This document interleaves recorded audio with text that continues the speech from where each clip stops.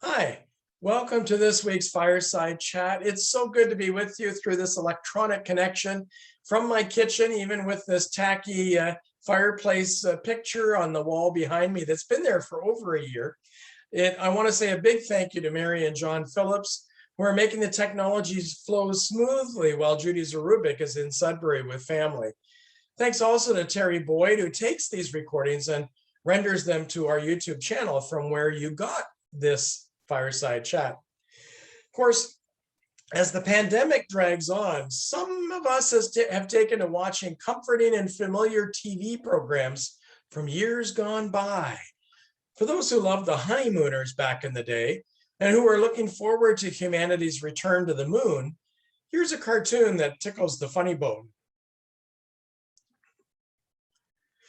Others among us have decided to surround themselves with possessions as part of their comfort and their legacy.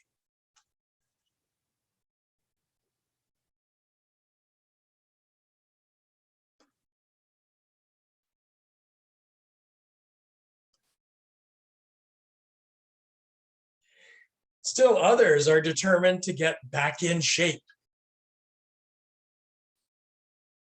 I'm sure that many children are thinking back to those good old days when the school was in person and teachers weren't just on the screen.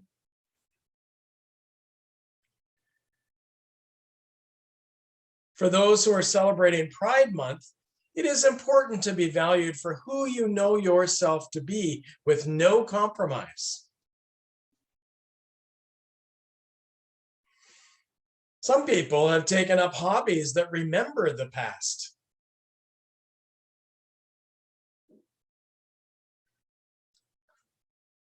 Then again, the presence of artificial intelligence creates its own ironies.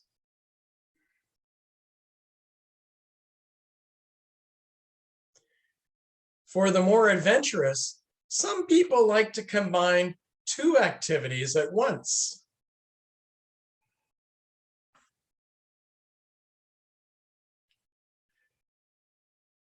I always need humor like that to allow myself to giggle at the absurdities of life.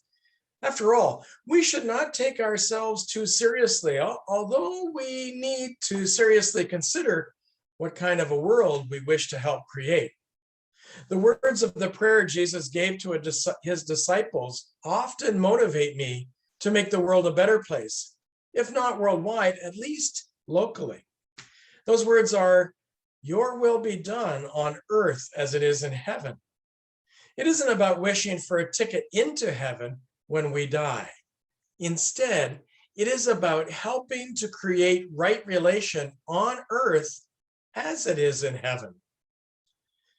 Almost 2 weeks ago, we learned about the 215 children who had been discovered in unmarked graves on the property of the former Kamloops residential school. Displays like this one of 215 pairs of shoes marking those children who never made it home to their families are touching. However, they don't really carry the weight of the horrors visited upon Indigenous children and their families. For example, child handcuffs like these were used to take First Nations children away from their families and into residential schools where they suffered terrible abuse. At least 4,100 children died at these schools, according to the Truth and Reconciliation Commission's Missing Children Project. Some have claimed that the government didn't really know what was happening under the administration of those church-run residential schools. Churches like the United Church of Canada, which ran 15 of those residential schools. Nevertheless, the government did know, was warned, and didn't listen. This is the gravestone of Dr. Peter Bryce, with his grandson touching it. For 15 years, Dr. Bryce was, as the very first National Chief Medical Officer of Health, kept advocating for the children imprisoned in residential schools. He repeatedly warned his superiors that the country's disease-riddled residential schools had become glorified tuberculosis death camps. He courageously pressed for reforms. However, Dr. Bryce's superiors didn't listen. They didn't want to know the truth, making his job impossible, as only bureaucrats could do. And I say that as a former city bureaucrat. Indeed, his most formidable report in 1907 was suppressed by Prime Minister Wilfrid Laurier.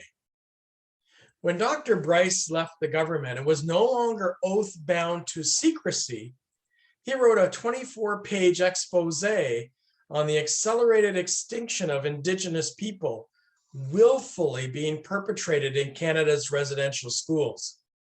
He called his book The Story of a National Crime.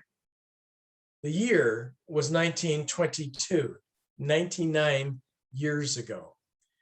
Here are two quotes from the National Truth and Reconciliation Commission report about the effect of those crimes. Quote, Indian Affairs officials often tried to portray these rates of death as simply the price that Aboriginal people had to pay as part of the process of becoming civilized. In reality, these rates were the price they paid for being colonized, unquote. Add to that statement this heartbreaking quote from residential school survivor Mary Courchine, quote, and I looked at my dad, I looked at my mom, I looked at my dad again. You know what? I hated them. I just absolutely hated my own parents. Not because I thought they abandoned me. I hated their brown faces. I hated them because they were Indians. I weep at reading those words. God weeps too at love withheld, at strength misused, at children's innocence abused, at anger's fist, at trust betrayed, at children battered and afraid, at hungry mouths, at running sores, at children dying without cause. Let us hear those very words sung from hymn number 78 from our More Voices hymn book.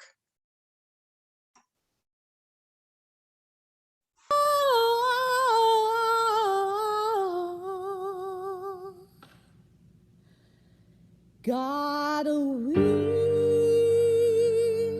at love withheld, at strength misused, at children's innocence abused, and till we change the way we love, God weeps.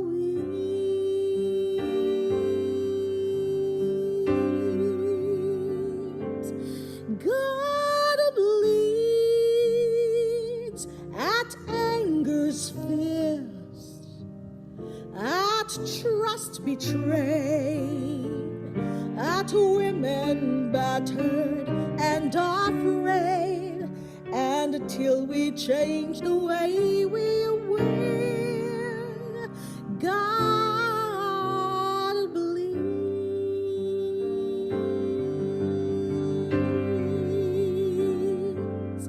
God cries at hungry mouths, at running sores, at creatures dying without cause, and till we change the way we care, God cries.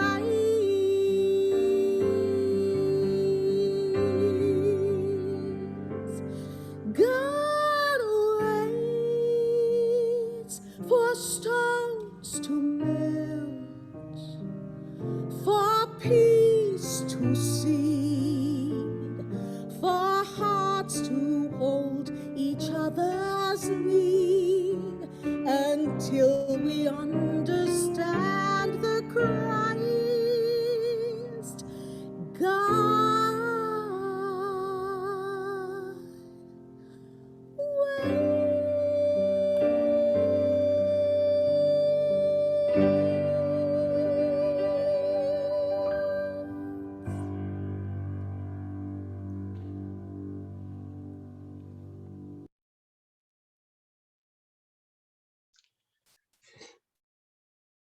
God weeps and we weep. It was Duncan Campbell Scott, a civil servant in the Department of Indian Affairs, who said about the assimilation of the indigenous peoples of Turtle Island, "I want to get rid of the Indian problem.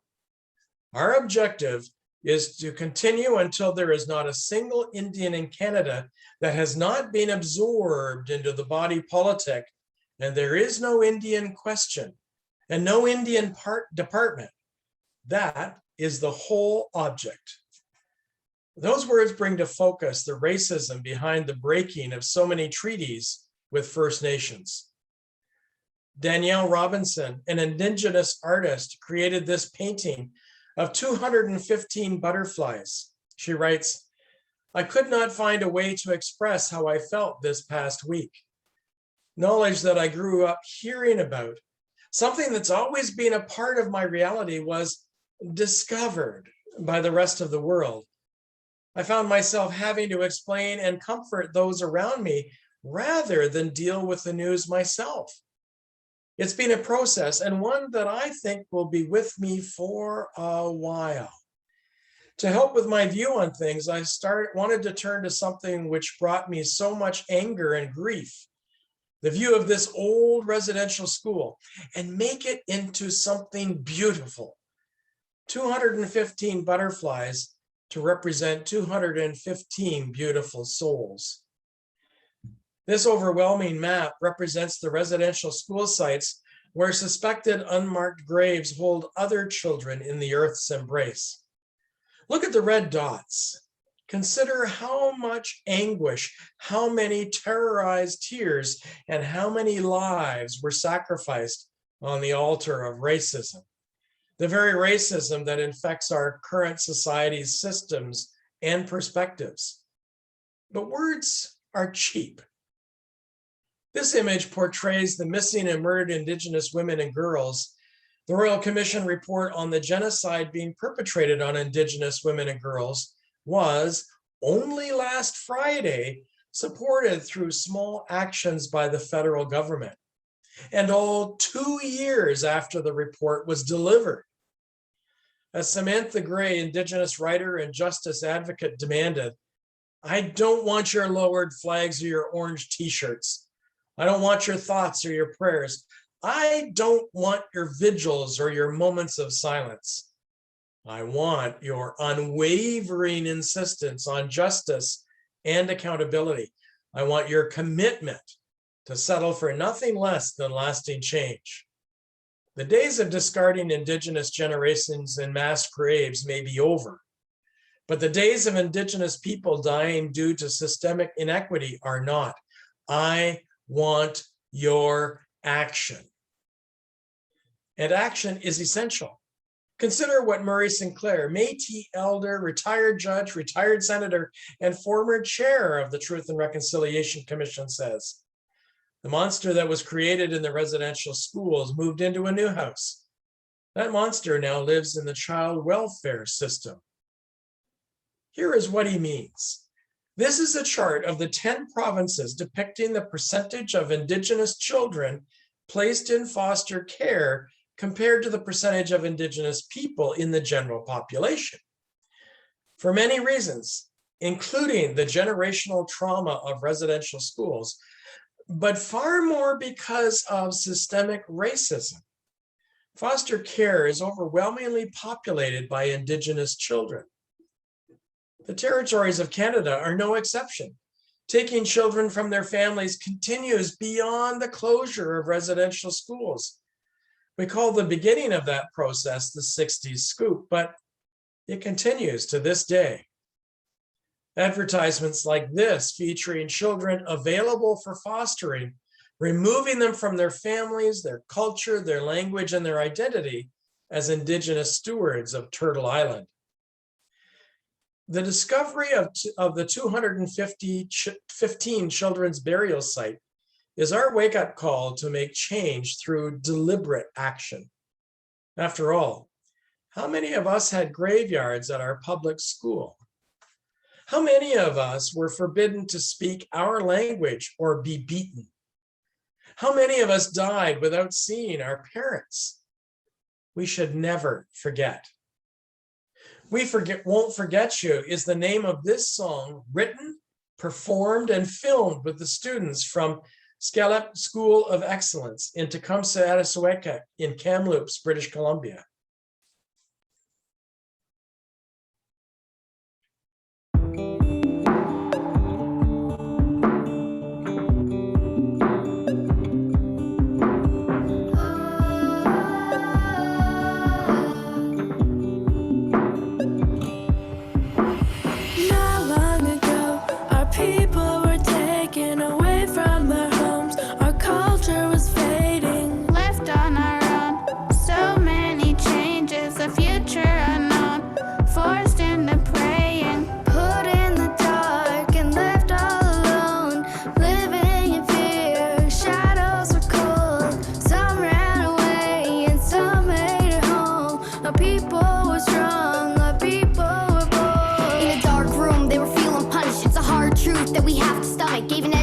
But it really wasn't. Now we look ahead, we can start the drumming. Learning language through song and dance. The pain they felt, let's honor that. By being great and keeping track of what elders teach, let's walk the path. To Shuswap Nation, the future is in our hands. It may take some patience. It is our home, it is our land. In a lifetime we'll celebrate who we are like every day. There's so much knowledge in the way we live our lives, so we're giving thanks.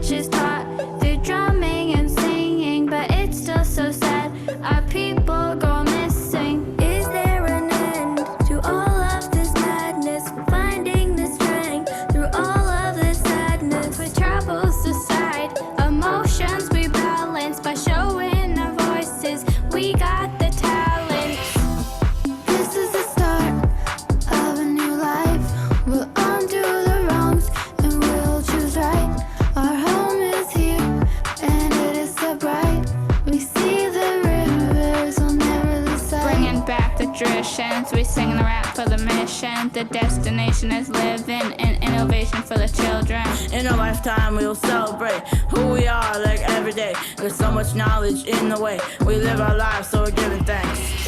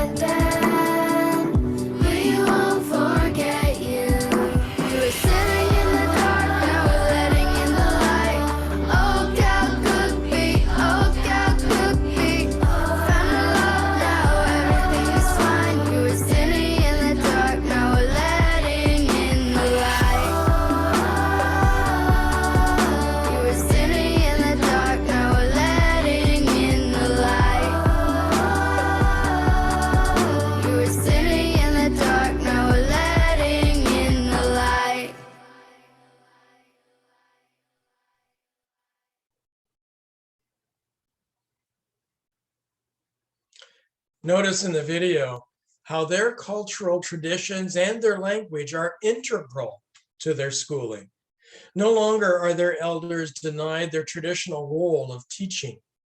No longer are the children subjected to abuse, to neglect, to sexual predators, nor to cultural whitewashing. This is good news, but what is next? Learn about whose land you live on.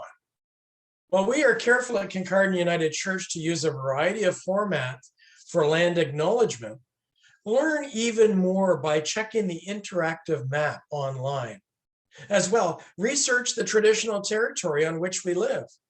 Don't harass our Indigenous neighbors, but research it yourself before you build a relationship with Indigenous neighbors. It's hard slogging, but it's eye-opening. Read the Truth and Reconciliation Report and its 94 calls to action. If you want a copy, I have one, and it is also online. Don't forget the political process. Connect with your elected officials, telling them to stop talking and take action. After all, the Truth and Reconciliation Commission report gave explicit directions, and it is 6 years old. As well, the Royal Commission on Missing and Murdered Indigenous Women and Girls has similarly clear directions for action. I know this has been a lot of information to take in. I know there is a lot of emotion that wells up because of difficult issues raised. In thinking about this tragedy rooted in racism and in systemic racism and in colonialism, remember the 215 innocent children.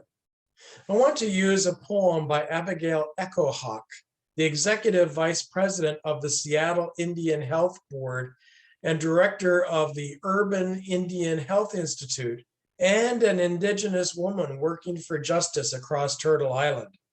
Let's use it as a prayer.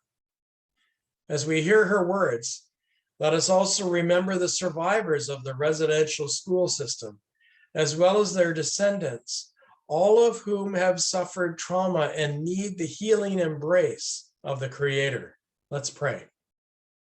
When they buried the children, what they didn't know, they were embraced by the land, held and cradled in a mother's heart. The trees wept for them. With the wind, they sang morning songs, and their mothers didn't know how to sing, bending branches to touch the earth around them. Their Creator cried for them, the tears falling like rain. Mother Earth held them until they could be found. Now our voices sing the morning songs with the trees, the wind, light sacred fire. Ensure they are never forgotten as we sing justice. Amen. As we take leave of one another, as we consider what next steps to follow, God is calling us to actively work for justice and to become ever more anti-racist. The Chinookan peoples include several groups of Indigenous people of the Pacific Northwest. Here is a Chinook prayer I want to use as a blessing. May all I say and all I think be in harmony with thee, God within me, God beyond me, maker of the trees. Until next week's Fireside Chat, I pray that God moves your heart, your soul, and your will to work for justice and reconciliation. Goodbye.